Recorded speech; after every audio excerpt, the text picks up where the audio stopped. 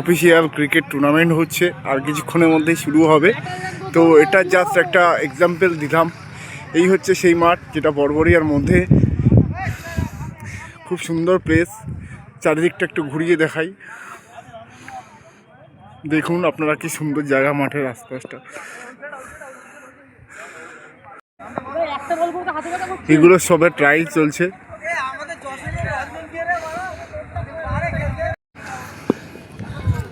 করিস না কিন্তু আগের ম্যাচটা দুটো ছিল, আগের ম্যাচটা কারা ব্যাট করেছে?